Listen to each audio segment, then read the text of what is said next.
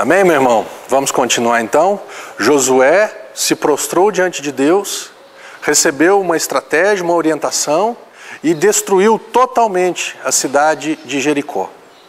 E agora, só que ele agiu certo. Só que aí o que aconteceu? A Bíblia diz aqui no versículo 27 do capítulo 6, diz assim: assim era o Senhor com Josué e corria sua fama por toda a terra. Josué ficou famoso. Deixa eu te dar um alerta, isso eu falo para mim. Cuidado com os elogios, cuidado com essa fama, cuidado com quando as pessoas começam a te elogiar, a falar, nossa, como você tem feito, como tem dado certo na sua vida. Toma muito cuidado com isso, porque a nossa velha natureza, ela tende a quê? A não dar a glória e a honra ao Senhor. Mas nós gostamos, né? Você viu o que eu fiz? Você viu como que Deus me usou? Você viu como que deu certo? Eu e você, nós precisamos tomar muito cuidado em relação a isso. Porque do mesmo jeito que Josué destruiu uma cidade de 200 mil habitantes, agora apareceu uma outra cidade, apareceu uma outra Jericó, só que desse tamanhinho agora. Uma Jericó chamada Ai, uma cidadezinha que talvez não tivesse nem 5 mil, 10 mil habitantes. E aí o que diz a palavra de Deus? Que enviando, pois, Josué, que no capítulo 7, verso 2, enviando, pois, Josué de Jericó alguns dos homens a Ai, que está junto a Bet-Aven, ao oriente de Betel, falou-lhes dizendo: subi e espiai a terra. Subiram, pois, aqueles homens e espiaram a terra. E voltaram a Josué e lhe disseram: não suba todo o povo, subam uns 2 ou 3 mil homens a ferir Ai. Não fatigueis ali todo o povo, porque são poucos os inimigos. O que aconteceu? Josué pegou e escolheu um pessoal ali e falou assim: vai lá dar uma olhada na cidade. Vamos ver que cidade que é, que tamanho que é, se é fortalecida, se não é. E eles voltaram com o relatório. E eles já deram uma estratégia para Josué. Josué, não precisa subir muita gente, não. Essa cidadezinha perto de Jericó, isso daqui é aquilo. É com a mão nas costas, daqui a gente destrói brincando. Os inimigos são muito poucos, só separem uns 2, 3 mil homens, daí é mais do que suficiente. Foi aí onde Josué errou. Quando Josué, ele não se submeteu mais a Deus, mas ele se submeteu ao homem. Às vezes eu sou insistente lá na igreja, né, de falar o quê, meu irmão? Está todo mundo falando a crise na Europa, a crise não sei do quê, porque a Grécia, porque a França, porque a Espanha, daqui uns dias chega no Brasil. Isso daí a notícia está na televisão o dia inteiro. Eu não vou me submeter a uma notícia dessa. Eu preciso me submeter à palavra de Deus, pastor, mas o mercado é assim. Meu irmão, se você for viver segundo o mercado humano, segundo a vida natural, você vai perder. Se você for viver baseado no que os homens estão dizendo, se você for tomar decisões na sua vida baseado no que a palavra do homem, a palavra de homens tem falado, você não vai chegar bem, você não vai vencer, você vai perder essa batalha, você não vai prevalecer nessa guerra. Foi exatamente o que Josué fez. Josué, ele se submeteu a uma palavra de homem. Ele não se submeteu a mais a palavra de Deus. Por quê? Porque se ele tivesse submetido à palavra de Deus, Deus teria falado para ele, olha, Josué, lembra quando eu falei que todos os despojos, todos os bens, tudo aquilo que vocês pegassem de Jericó, era para ser consagrado aos tesouros da minha casa? Lembra? Então, teve um homem chamado Acã, que ele roubou daquilo. Ele pegou daquilo e escondeu na tenda dele. Se Josué tivesse se submetido a Deus, se Josué tivesse se prostrado a Deus como ele se prostrou diante de Deus para tomar a cidade de Jericó, ele não precisaria ter perdido, porque a palavra de Deus aqui diz que os homens de Ai feriram deles uns 36 e aos outros perseguiram desde a porta até as pedreiras e os derrotaram na descida. E o coração do povo se derreteu e se tornou como água. Essas 36 pessoas que morreram, elas não precisavam ter morrido. Às vezes eu vejo lá na igreja, eu vou ouvir casais, ouvir empresários, ouvir pessoas, e eu vejo exatamente isso. Se lá atrás tivesse se submetido a Deus, o casamento não teria sido destruído, a empresa estaria caminhando, sabe? A vida não estaria ruim, mas Não, eu vou fazer de acordo com o que o meu coração está mandando. Eu vou fazer de acordo com o que eu acho. Eu vou fazer de acordo com a circunstância que está me obrigando a fazer. Eu vou tomar decisões baseado não no que Deus tem para a minha vida, mas baseado no que eu acho que tem que ser. E aí o que acontece? Mortes, perdas, prejuízos.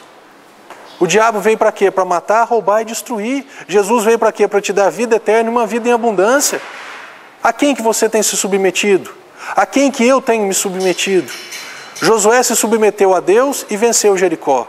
Depois Josué se submeteu a homem. Esse homem aqui é ao sistema do mundo, é a palavra humana, é uma ordem natural das coisas. Ele se submeteu a um conselho humano, ele se submeteu à vontade do coração dele. E aí ele perdeu, houve prejuízo, houve perda, houve morte, que não precisava ter acontecido. Eu e você, nós precisamos exatamente dessa mesma situação, de entender que todas as vezes que nós nos submetemos a uma palavra do homem, a nossa vontade, a nossa carne, nós vamos perder, nós vamos levar prejuízo. E aí a Bíblia diz aqui no versículo 6, 7, Josué capítulo 7, verso 6, então Josué rasgou suas vestes e prostrou em terra sobre o rosto perante a arca do Senhor até a tarde, ele e os anciãos de Israel, e deitaram pó sobre a cabeça. Se prostrou agora que a jarra quebrou, o leite derramou, se prostrou agora. Quantas vezes eu e você já não fizemos isso? Ah, vamos fazer assim, o que você acha? Eu acho que é isso. Ah, o outro está fazendo, eu também vou fazer, quem sabe dá certo para mim também, quem sabe é desse jeito que Deus quer. E vai fazendo, sem se prostrar diante de Deus, sem receber de Deus uma orientação, uma direção. E aí o que aconteceu? Perda, morte, prejuízo. E agora se prostra. Eu gosto de Deus. Não, aqui, vamos continuar lendo aqui para você entender, olha aqui. Atitudes que muitas vezes nós temos. Versículo 7 disse Josué, ah, Senhor Deus, por que nos fizeste esse povo, por que fizeste passar esse povo o Jordão, para nos entregares nas mãos dos amorreus, para nos fazerem perecer? Tomara nos contentarmos com ficarmos da além do Jordão. Ah, Senhor, que direi? Pois Israel virou as costas diante dos seus inimigos. Ouvindo isso, os cananeus e todos os moradores da terra nos cercarão e nos desarraigarão o nosso nome da terra. E então, que farás ao teu grande nome? Meu irmão, Josué, um homem de Deus, um homem que conhecia Deus, um homem que desobedeceu Deus e agora vai colocar a culpa em Deus. Agora vai começar a choramingar diante de Deus. Deus, você nos deixou. Deus, você isso. Deus, a culpa é sua, a responsabilidade é sua. Meu irmão, quantas vezes eu e você já não fizemos isso? Fizemos o quê, pastor? Deus, por que você deixou isso acontecer? Deus, por que você não interviu? Deus, por que você não me falou? Deus, por que você? Por quê, Deus? Parece que Deus é o culpado, né? Esses dias eu estava falando com o irmão lá na igreja, parece que Deus é o culpado das coisas erradas e nós somos os responsáveis quando as coisas dão certo. E é exatamente o contrário. Nós somos culpados, nós somos os responsáveis quando as coisas dão errado, e Deus é o único responsável quando as coisas dão certo. Porque a palavra de Deus diz que toda boa dádiva e todo dom perfeito procedem do alto, do Pai das luzes, onde não existe sombra nem variação de mudança. Você acha que você sem Deus você consegue? Josué achou que conseguia. Ele achou que ele conseguiria derrotar. Eu já derrotei uma cidade grande. O que é uma cidadezinha pequena? Talvez você já teve uma vitória grande em alguma área da sua vida. Ah, essa outra aqui, essa pequenininha, eu não preciso nem de Deus. Meu irmão, eu e você, nós precisamos de Deus sempre. Eu e você, nós precisamos entender que nós não damos conta da nossa vida sozinhos. Nós não conseguimos, nós não vamos chegar ao final vencedor sem Deus. Tem gente que está achando que vai para o céu sem Jesus. Tem gente que está achando que vai para o céu sem Deus. Não. Todas as religiões levam a Deus. Não, Deus é um só, os caminhos são diversos, meu irmão. É um caminho e um Deus. Para esse Deus que criou o céu, esse Deus que te ama, esse Deus tem Ele foi Ele que escolheu. Talvez você ache que não precise disso. Talvez você ache que você esteja certo e Deus esteja errado. Ele disse, eu sou o caminho. O é um artigo definido. Não é um dos caminhos. Jesus é o caminho. E ninguém vem ao Pai se não for através dele. Deus tinha uma estratégia para que Ai fosse derrotada. E não era a estratégia de Josué. Não era a estratégia que Josué, dos homens. Era a estratégia dele. E deixa, né? O que fará do teu grande nome? Você acha que o nome de Deus ele é maculado? O nome de Deus ele é sujo por causa das minhas atitudes? De maneira nenhuma. O nome de Deus é o nome que está acima de todo nome. É o nome de Deus, é o nome mais poderoso que existe. E as minhas atitudes vão corromper o nome de Deus? De maneira nenhuma. Olha o que Deus falou para Josué e o que Deus fala para você e para mim quando nós temos essas atitudes de criancinha mimada, desobedientes aos pais, que deu errado e choraminga diante de Deus. Então disse o Senhor a Josué: levanta-te. Por que estás prostrado assim diante do teu rosto? Por que você está chorando? Você vai chorar agora? Você vai querer me culpar? Você vai querer me responsabilizar? Porque as coisas não deram certo? Do seu jeito, Josué, nunca vai dar certo. Do jeito dos seus homens, nunca vai dar certo. É do meu jeito que dá certo. Para você e para mim. É o jeito de Deus que dá certo. É do jeito de Deus que as coisas funcionam. Não é do seu jeito nem do meu jeito. E Deus chega para Josué e fala assim: Israel pecou, eles violaram a minha aliança, eles fizeram algo que não era para ser feito, eles fizeram algo que eu não tinha ordenado a fazer. Existe pecado lá no meio, conserta isso primeiro e depois vocês vão ter vitória.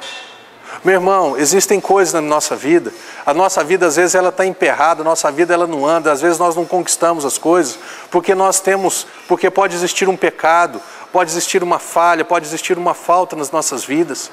E nós precisamos chegar diante de Deus e falar: Deus, o Senhor nos chamou para vencer. O Senhor nos escolheu para irmos e darmos fruto. O Senhor nos escolheu para tomarmos posse. Por que a minha vida não está dando certo?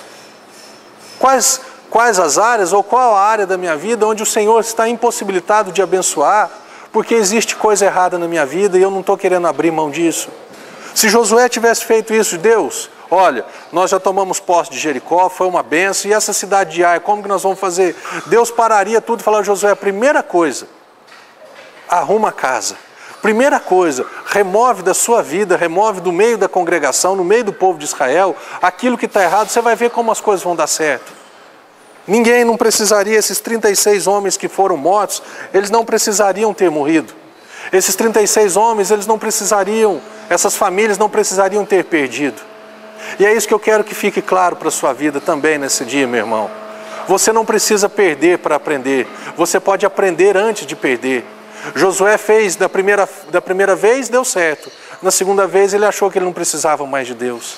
Nós sempre vamos precisar de Deus. Até o último dia das nossas vidas nós vamos precisar de Deus. Nós não damos conta sozinho. Nós não conseguimos sozinho. Você tem uma opção. Você tem a escolha está na sua mão. Você se prostra antes e obedece e no final tem vitória, ou você não se prostra agora, você fala: não, eu dou conta, eu faço do meu jeito, e vai se prostrar depois. Talvez nas coisas dessa terra você consiga: não deu certo, eu tento de novo e do jeito de Deus deu certo.